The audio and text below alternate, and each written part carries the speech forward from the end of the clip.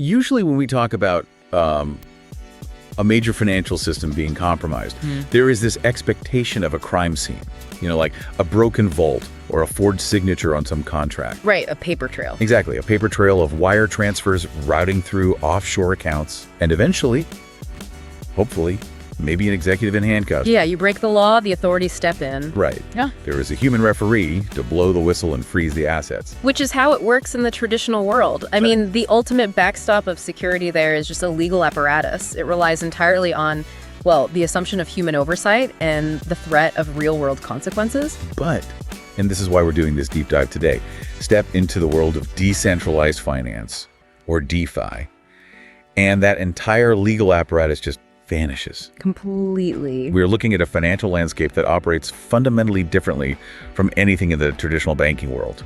In DeFi, there are no referees.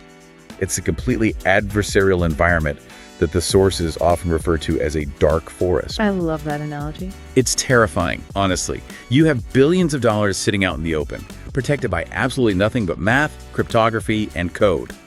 So our mission today is to map out this dark forest. We are going to explore the 3 invisible attack vectors that adversaries use to drain this autonomous financial world, which are oracles, bridges, and governance. And that dark forest concept, it's really crucial for understanding why security here is so radically different. In this space, security is reduced to just 3 pillars: code, incentives, and cryptography. Right.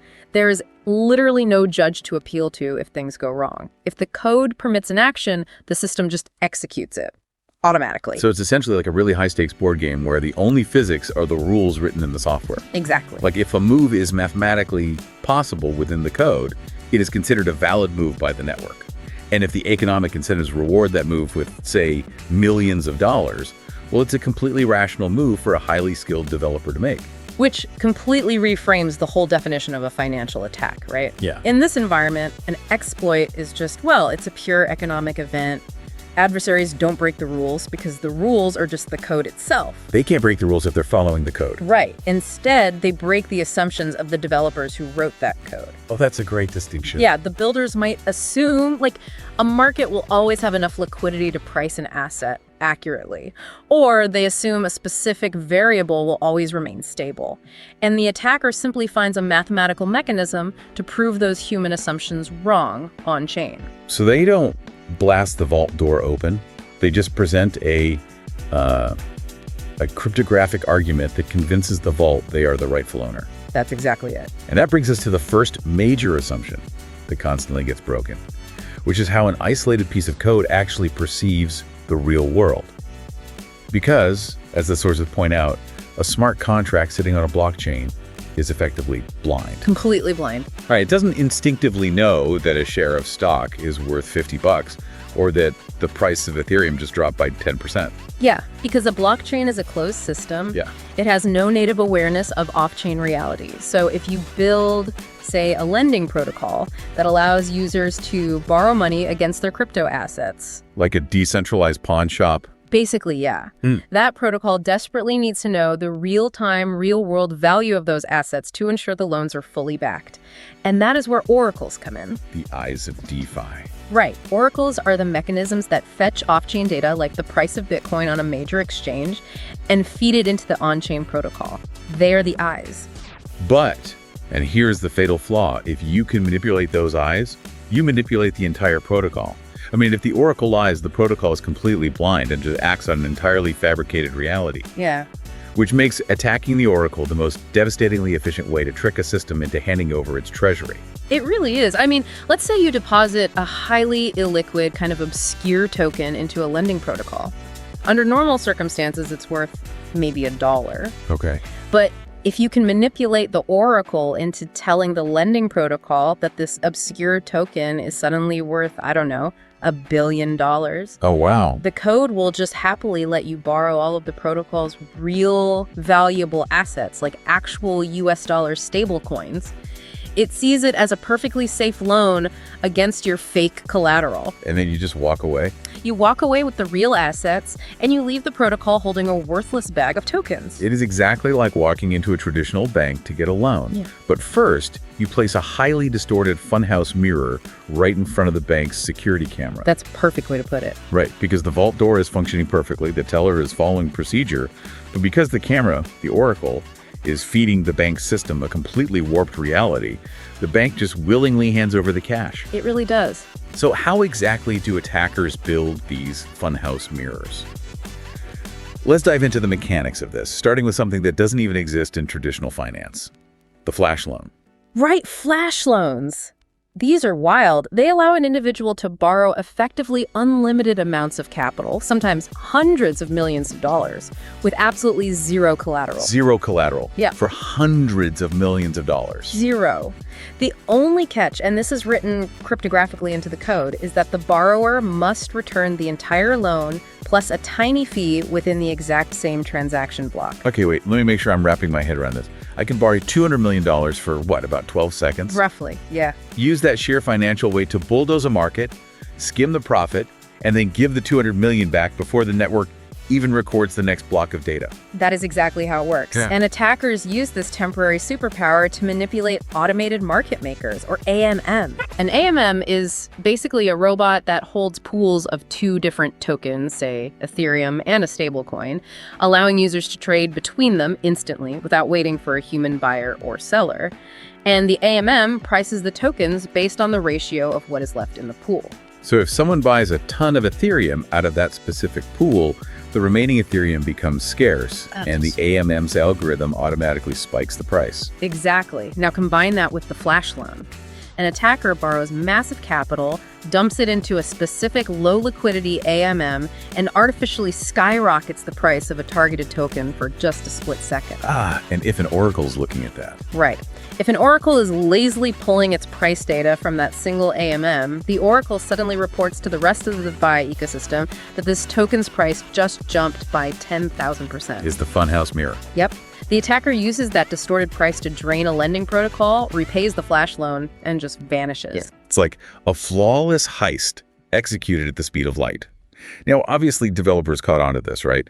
The sources talk about how they realized they couldn't just look at a price at one isolated millisecond. Yeah, they had to adapt. So they introduced TWAP, which is time-weighted average price. The idea is that the oracle looks at the average price over a wider window, say 10 or 30 minutes, just to smooth out those split-second flash loan spikes. Right. But adversaries found a way around this time waiting too. Because how do you beat an average? By dripping the manipulation over time. Right. If an attacker has sufficient capital of their own, or if they find a highly leveraged way to sustain a position, they can continuously manipulate the AMM's price just enough over that entire 10-minute window to slowly drag the average upward. So they don't even need the crazy 10,000% spike. No, not at all. Sometimes a sustained 20% distortion is totally enough to drain a vulnerable liquidity pool without, triggering immediate alarms. Or they target off-chain latency, because there is an inherent delay between the real world and the blockchain, right? Yeah, we call that the oracle delay. It takes time for a real-world price to be calculated, sent to the blockchain, and finalized in a block. Like a lag in a video game. Exactly. If a major macroeconomic event happens and the true price of an asset crashes instantly on centralized exchanges, it might take the on-chain oracle a minute or two to update. And a minute is a lifetime in crypto. Right. An attacker who spots that lag can execute trades on the blockchain using the outdated higher price before the protocol even realizes reality has changed. Wow. Okay, so we have established that manipulating a protocol's eyes is incredibly lucrative. But what happens when these isolated protocols try to talk to each other? That's where things get really messy. Yeah. Let's say I want to move my assets from the Ethereum network over to a completely different blockchain, like Solana. This moves us from the eyes of DeFi to the highways, which are bridges. And the data here, the deep dive sources, is staggering. Bridge exploits account for the vast majority of the largest thefts in crypto history. They do, because bridges are, They're essential cross-chain infrastructure. No single blockchain scales perfectly for every single use case, Sure. Some prioritize speed and low fees, others prioritize maximum security and decentralization. To create a unified global financial system, these disparate networks have to communicate. The problem is, blockchains natively do not speak to one another. Right, so you can't just attach a digital coin to an email and send it from one chain to another. So how does the asset actually move? It doesn't move. Wait, it doesn't? No. When you use a bridge to transfer Ethereum to a different network, you are actually locking up your real Ethereum in a smart contract, like a digital vault on the original chain. Once the bridge confirms the assets are locked, it sends a message to the destination chain to mint or create an equivalent amount of synthetic IOUs. And then you trade with those IOUs on the new chain.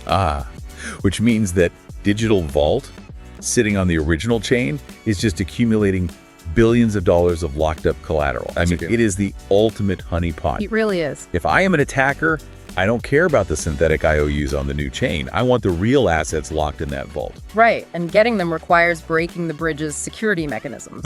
Now, many bridges rely on multi-sig validators. This is off-chain verification. Multi-sig meaning multiple signatures. Oh. It's like the old Cold War movies where the two generals have to turn their keys at the exact same time to launch the missile. That is a very similar concept, actually. A bridge might rely on a network of validators, perhaps a group of 5 to 9 trusted entities who hold the cryptographic keys required to approve the unlocking of that massive vault. But those keys are often held on traditional infrastructure. So if an attacker can compromise a majority of those off-chain validators through sophisticated phishing campaigns or malware or social engineering... Normal Web 2 hacking stuff. Exactly. They can simply forge the required signatures. The smart contract sees the correct number of signatures, assumes everything is legitimate, and unlocks billions of dollars. So in that scenario, the attacker didn't even have to break the blockchain's advanced cryptography. They just hacked a few traditional servers or laptops belonging to the people holding the keys. Yeah. But attackers also exploit the deep on-chain complexity of bridges, because this involves manipulating state assumptions and cross-chain messaging. The instructions passed between chains are these highly complex data payloads. Okay, walk us through how an attacker actually spoofs one of those messages. How do you trick a blockchain into believing a deposit happened when it actually didn't? Well, an attacker might initiate a tiny, entirely legitimate transaction on the source chain, like depositing $1 single. But they find a flaw in how the bridge's smart contract parses the data payload of that transaction. Oh, I see where this is going. Yeah, they inject malicious code into the message so that when it arrives at the destination chain, the automated reader misinterprets the data. Right. So the destination chain reads $1 deposited as $100 million deposited. It just happily mints $100 million in unbacked synthetic tokens for the attacker, who then immediately swaps them for real assets. Wow. So you can build a perfectly unhackable bridge vault, and you can use flawless real-time oracles. But all of that cryptographic armor feels completely useless if an attacker can just, buy the keys to the castle or trick the messenger. Exactly. Which kind of begs the question, why go through all the trouble of manipulating a funhouse mirror or spoofing complex data payloads when you could just legally change the protocol's rulebook to give yourself the treasury? And that brings us to the third archetype. Yes, governance attacks. This one is often viewed as the most insidious attack vector because it mimics legitimate protocol operations perfectly. It's terrifying. In DeFi, most major protocols are governed by a DAO, a decentralized autonomous organization.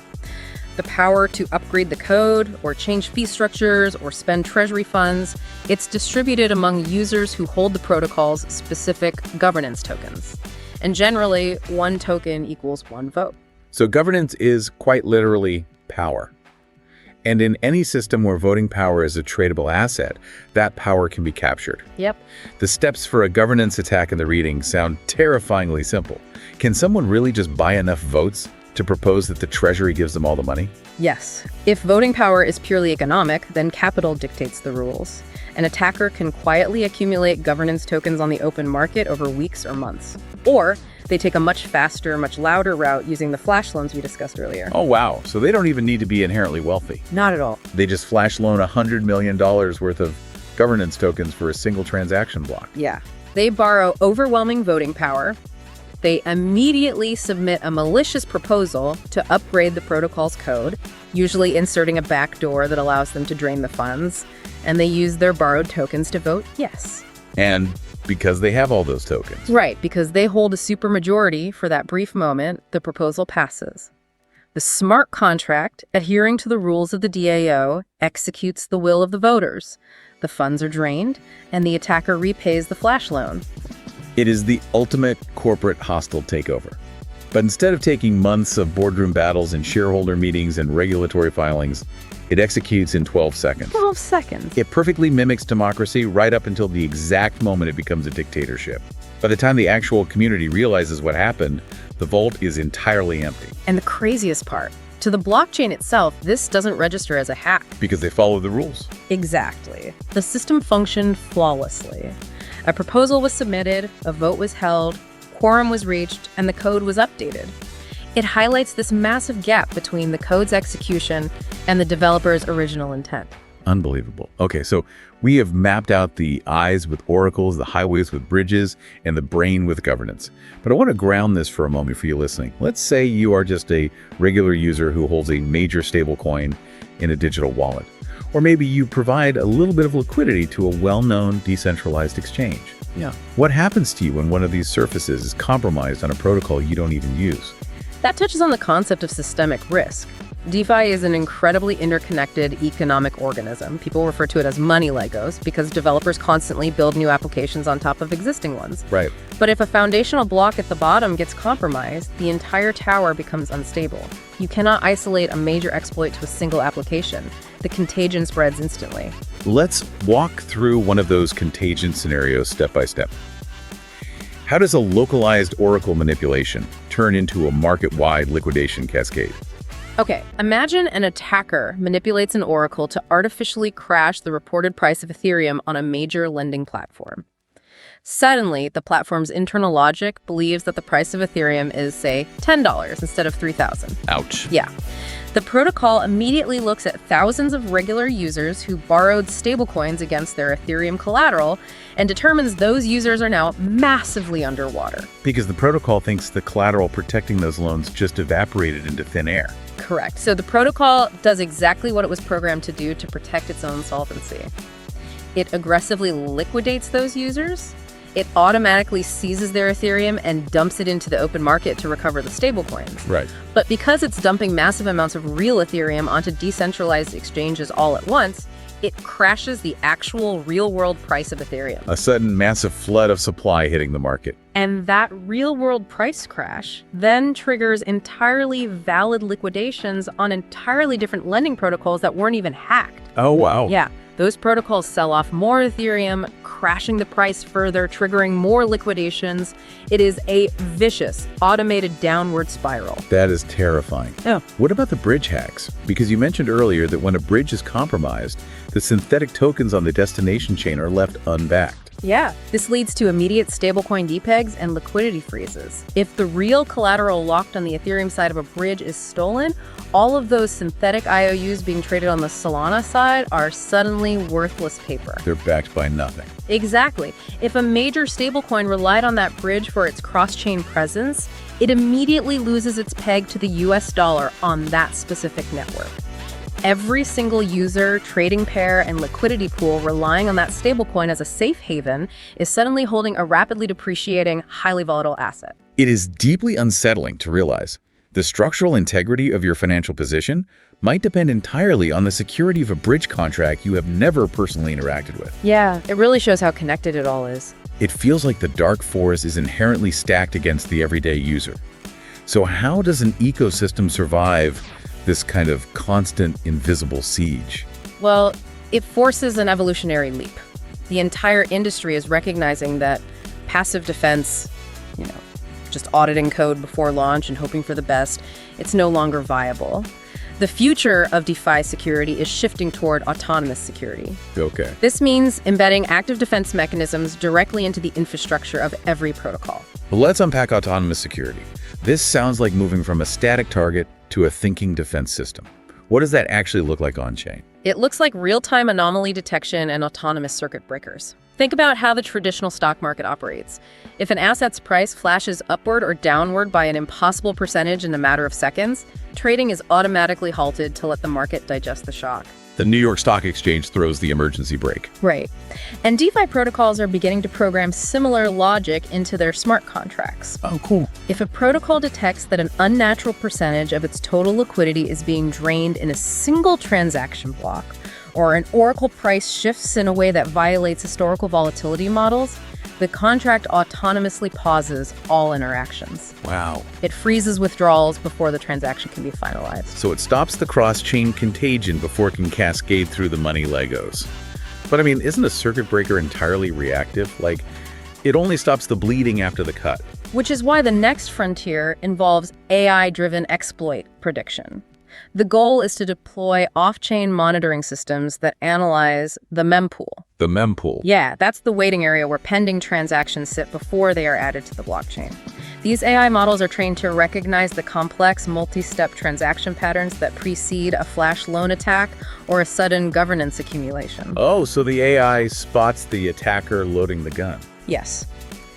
It identifies the malicious intent before the transaction is even finalized in a block and proactively triggers the protocol's circuit breakers, neutralizing the attack vector instantly. That is a massive paradigm shift. But, it leaves us with an incredibly complex philosophical problem. To synthesize everything we have covered today, oracles are designed to reveal the truth, but if manipulated, they blind the system. Right. Bridges connect disparate networks, but ultimately concentrate systemic risk. Yeah. And governance democratizes power, but can be captured by raw capital. To defend against all of this, the ecosystem is turning to AI and autonomous circuit breakers. But here's a final thought to chew on as you navigate this space. If the absolute fundamental premise of this dark forest is that code is law, and that human assumptions are the root of all vulnerabilities, won't adding highly complex AI models and automated defensive systems simply introduce a massive new layer of code? That is the big question. Right. Are we actually solving the underlying security problems of decentralized finance? Or are we simply setting the stage for an invisible algorithmic arms race? Because when you replace the human referee with an artificial intelligence, that AI carries its own set of hidden assumptions. And in the dark forest, it is only a matter of time before an adversary figures out how to mathematically break those assumptions too. Something to keep in mind the next time you interact with a smart contract. Stay curious,